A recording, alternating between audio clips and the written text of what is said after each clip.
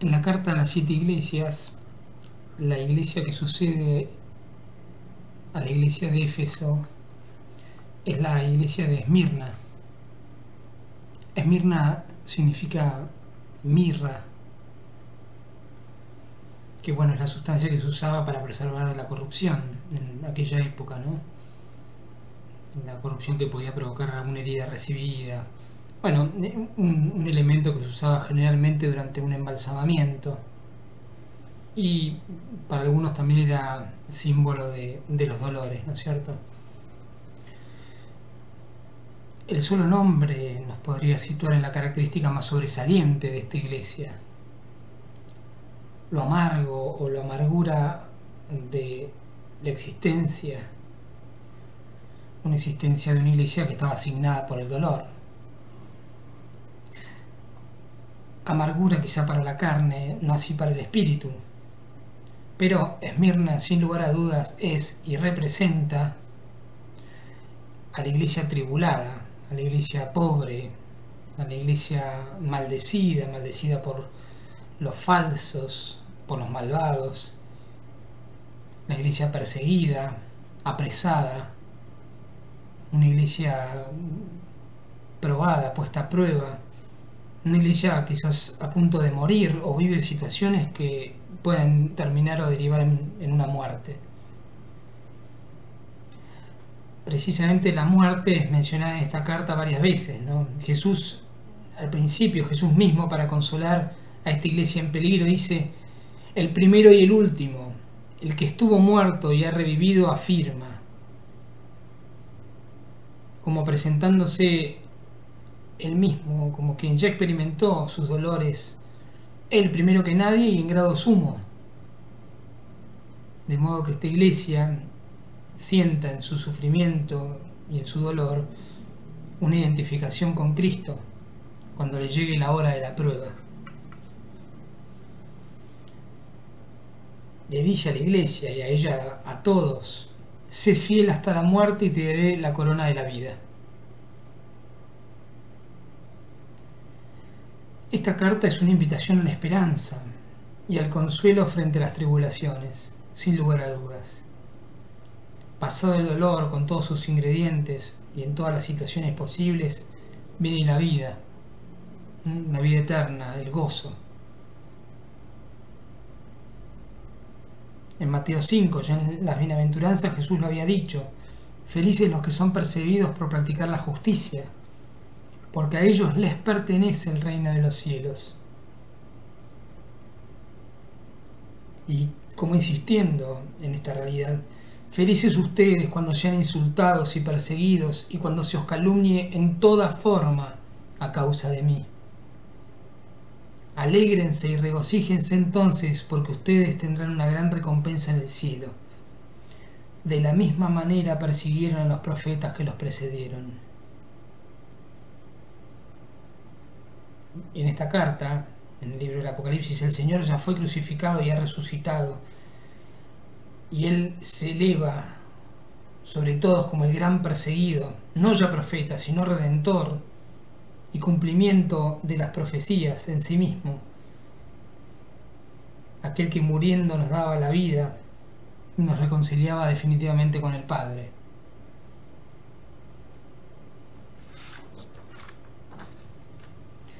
La Virgen al Padre Gobi le decía, hablándole ya de la realidad de nuestra iglesia, la iglesia de este tiempo, que un signo de la purificación de la iglesia como preludio del reino glorioso de Cristo era la persecución. Y dice que hay dos maneras de persecución. La persecución puede ser de una manera abierta y violenta, donde se la despoja, por ejemplo, a la iglesia de todo y se le impide anunciar el evangelio, o se despoja a los cristianos de todo y se les impide anunciar el evangelio. Y esta era la forma más típica de persecución en la época donde se escribe la carta del Apocalipsis. La carta dice: mira que el demonio va a arrojar a la cárcel a algunos de ustedes para que sean puestos a prueba, y tendrán que sufrir durante 10 días. sé fiel hasta la muerte. El querido padre Castellani identifica esta iglesia con la época de las persecuciones y la de los grandes mártires, que van desde Nerón hasta Diocleciano. Estos 10 días que tendrán que sufrir es símbolo de estas 10 grandes persecuciones que sufrió la iglesia en este tiempo. En ella muere San Policarpo de Esmirna, contemporáneo de otras dos grandes luminarias de aquella época, San Ignacio de Antioquía y San Clemente Romano, Papa. Luminarias de una iglesia post-apostólica, porque son discípulos de los apóstoles. San Policarpo, lo dije en la charla anterior, es discípulo directo de San Juan Evangelista. El mismo Juan que escribe el Apocalipsis, el apóstol que Jesús amaba. Y el mismísimo Ireneo de León, a la vez discípulo de Policarpo, menciona lo maravillosos que eran los sermones de este gran obispo mártir, y particularmente cuando él mencionaba a su pequeño maestro Juan. Policarpo muere martirizado a los 86 años.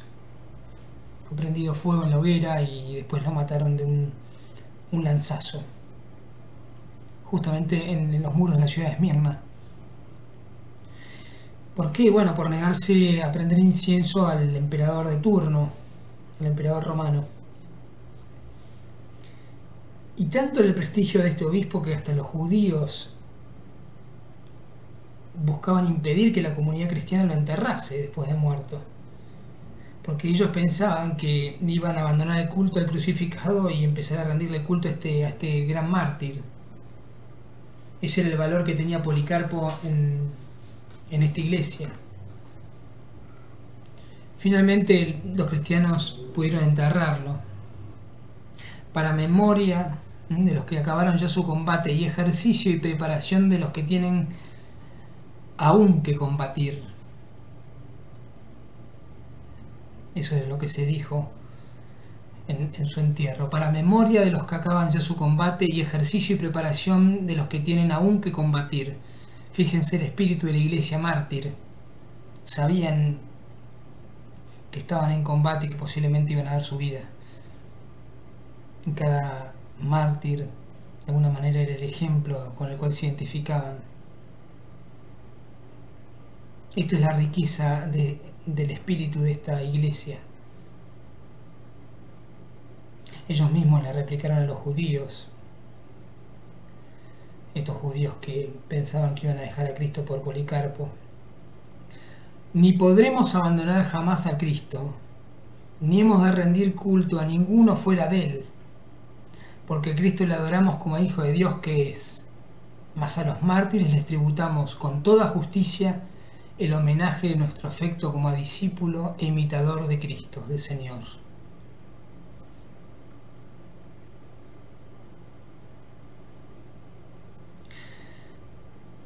Esto va para los que piensan que los católicos adoramos a los santos. Los católicos o también los ortodoxos, que veneran a sus santos.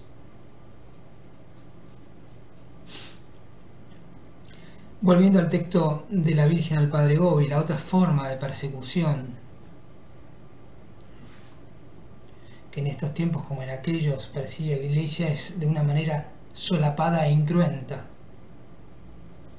Dice la Virgen, la iglesia es perseguida desde dentro, sobre todo por parte de aquellos hijos suyos que han llegado al compromiso con su adversario, o sea, con el enemigo, con el demonio. Y dice María, que ninguna prueba servirá tanto a la completa renovación de la iglesia como la persecución interna. De hecho, de este sufrimiento saldrá más pura, más humilde, más iluminada y más fuerte. Debéis disponeros a sufrir tanto más, cuanto más se acerque el momento conclusivo de la purificación.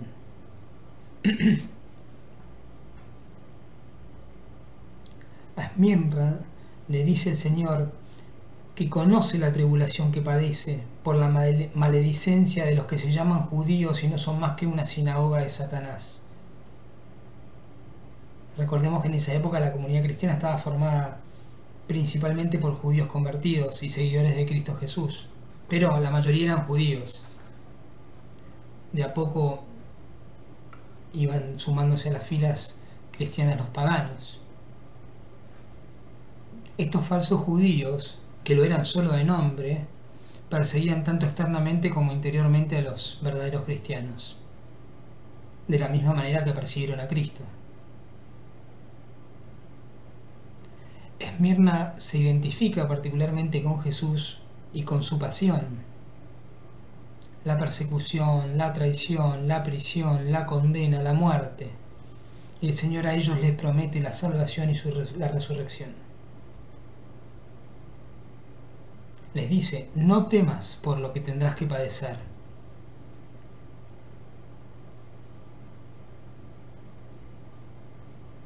La Virgen al Padre Gobi en el 88 también les dice, no os dejéis prender por la angustia, por el desaliento y por el miedo. Ya ha llegado el tiempo de vuestra inmolación, seréis perseguidos. ¿Cuántos de ustedes viven esta realidad de la persecución? Persecución persistente y permanente por ser de Jesús. ¿Cuántos son combatidos, burlados, menospreciados, despreciados en sus familias, o en sus grupos de amigos, o en sus comunidades religiosas incluso, por ser de Cristo, por ser verdaderamente de Cristo? Perseguidos por los que se dicen a sí mismos cristianos y no lo son, católicos y no lo son. Y los afectos propios con los que debe lidiar el perseguido son dos: el miedo, del que tanto hemos hablado, y esta sensación de pobreza, producto de la humillación y el despojo, producto de la sensación de impotencia frente a una violencia que avanza y crece, y a los eventos que se suceden uno tras otro y parece no tener final. Cuánto martirio incruento, además del cruento, que vemos en algunas iglesias orientales particularmente. Por eso el Señor en esta carta le dice, conozco tu tribulación y tu pobreza, aunque eres rica.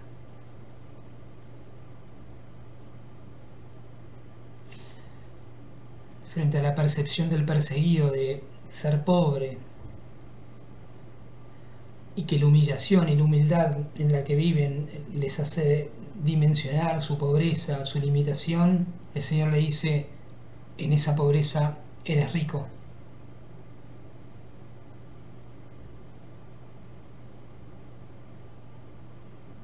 Porque el Señor mismo viene a llenar esa pobreza. Él es la riqueza, Jesús mismo es su riqueza, es nuestra riqueza, la riqueza de esta iglesia.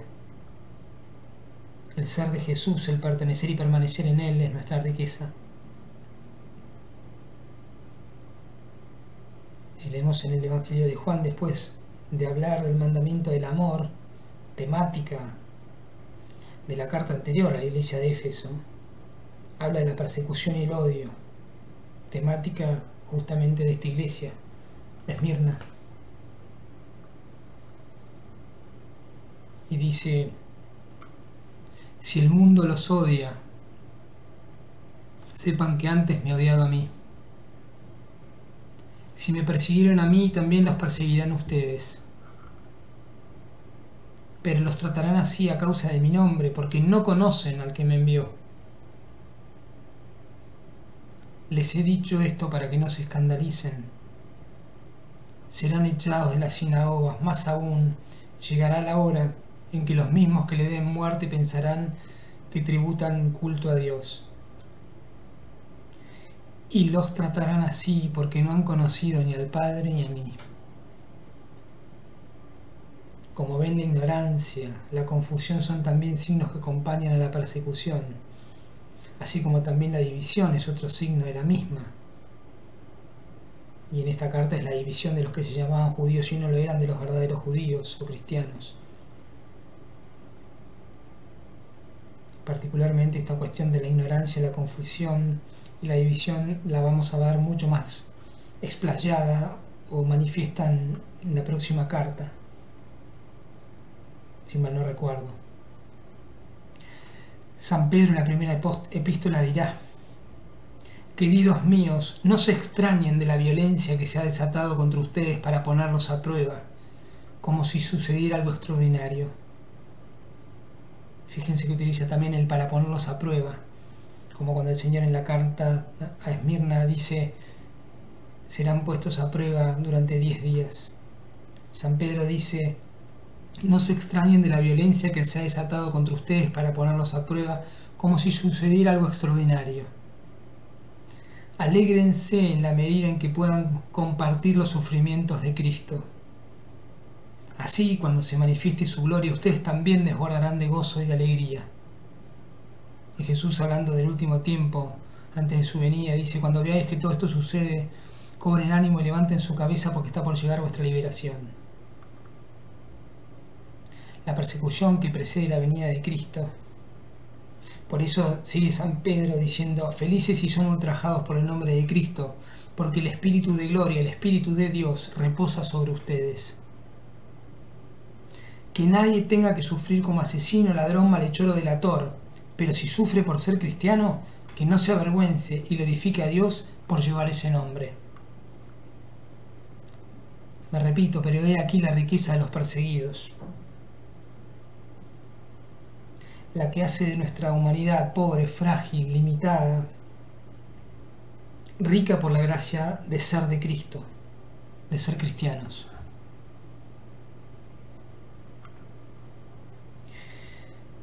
Y para que no perdamos el sentido verdaderamente de quiénes somos, y que somos pobres, y que en Cristo está nuestra riqueza, me gustaría recordarles también lo que San Pablo dice en la carta a los Hebreos. Fijemos la mirada en el iniciador y consumador de nuestra fe, en Jesús. Como en la carta que se menciona a Jesús como el primero y el último. Bueno, fijemos la mirada en el iniciador y consumador de nuestra fe, en Jesús, el cual, en lugar del gozo que se le ofrecía, soportó la cruz sin tener en cuenta la infamia, y ahora está sentado a la derecha del trono de Dios. Piensen en aquel que sufrió semejante hostilidad por parte de los pecadores, y así no se dejarán abatir por el desaliento. Después de todo, en la lucha contra el pecado, ustedes no han resistido todavía hasta derramar su sangre. Ustedes somos todos nosotros. Después de todo, en la lucha contra el pecado, la carne y el mundo, el demonio, no hemos resistido todavía hasta derramar la sangre nuestra. Así que cuando el vanidoso que llevamos dentro se le ocurra subirse a algún pedestal, que no es justamente ni la cruz ni el monte Gólgota, porque la vanidad no conoce de cruces, recordemos que todavía no hemos derramado nuestra sangre por Cristo. Ni siquiera hemos dado nuestra vida por Él, aunque sea incruentamente. Y me gustaría terminar, como siempre lo hago, con un bellísimo pasaje de Jesús hablándole a María Valtorta. Dice así: está dicho, Dios, porque amó infinitamente al hombre, le amó hasta la muerte. Los más verdaderos entre mis adeptos no son y no han sido diferentes de su Dios, y siguiendo su ejemplo y para su gloria a Él y a los hombres, han prodigado un amor inconmensurable que va hasta la muerte. Yo te he dicho que la muerte de Inés tiene, como la de Teresa, un único nombre: amor. Ya sea la espada o la enfermedad la causa aparente de la muerte de estas criaturas, que supieron amar con esa inmensidad relativa de la criatura, que es la copia menor de la inmensidad perfecta de Dios, el único y verdadero agente es el amor. Una sola palabra bastaría como epígrafe para estos santos míos. La que se usa para mí, dilexit, es decir, amó. Amaron la adolescente Inés y la joven Cecilia. Amó la fila de los hijos de Sinforosa. Amó al tribuno Sebastián, amó al diácono Lorenzo, amó Julia la esclava, amó el maestro Casiano, amó el carpintero Rufo, amó el pontífice Lino, amó el cándido cuadro de las vírgenes, el tierno prado de los niños, la dulce fila de las madres, la viril de los padres, y la férrea cohorte de los soldados, y la sacerdotal procesión de los obispos, de los pontífices, de los clérigos, de los diáconos. Amó la humilde multitud de los esclavos doblemente redimida. Amó esta mi purpúrea corte, que en medio de los tormentos profesó mi doctrina. Y amaron en épocas más serenas los innumerables consagrados de los claustros y los cenobios, las vírgenes de todos los conventos y los héroes del mundo que aún viviendo en el mundo supieron hacer que el amor fuera clausura para el espíritu, de modo que éste viviera amando únicamente al Señor, por el Señor y a los hombres a través del Señor. Amó. Esta pequeña palabra que sin embargo es más grande que el universo, porque en su brevedad encierra la fuerza más fuerte de Dios, la característica más característica de Dios, el poder más potente de Dios. Esta palabra, cuyo sonido ultraterreno define una vida ya vivida, colma de sí todo lo creado y estremece de admiración a la humanidad y de júbilo a los cielos. Esta palabra es la llave que abre el secreto que explica la resistencia, la generosidad, la fuerza, el heroísmo de tantas y tantas criaturas que por edad o ambiente familiar o posición social parecían las menos adecuadas para tal perfección heroica. Pues si no causa estupor que Sebastián, Alejandro, Mario y Expedito por Cristo hayan sabido desafiar la muerte, así como habían sabido desafiarla por César, causa estupor que seres apenas adolescentes como Inés o madres amorosas hayan sabido despojarse de la vida entre tormentos y hayan aceptado como primer tormento el de desprenderse del abrazo de los parientes y de los hijos llevados por el amor hacia mí. Mas a esta generosidad humana y sobrehumana del mártir de amor corresponde la generosidad divina del Dios de amor. Yo soy el que da fuerzas a estos héroes míos y a todas las víctimas del martirio incruento pero prolongado y no menos heroico. Yo me convierto en fuerza dentro de ellos. Yo soy el que infunde fuerzas al adolescente Inés como al viejo decrépito, a la joven madre como al soldado, al maestro como al esclavo, y a lo largo de los siglos, a la que vive en el claustro como al estadista que muere por la fe, a la víctima ignorada como a la Dalí del espíritu. No encontraréis en el fondo del corazón de estos mártires y en sus labios más que esta preciosidad y este sabor: Jesús. Yo soy Jesús, estoy allí donde irradia la santidad y se difunde la caridad. Amén.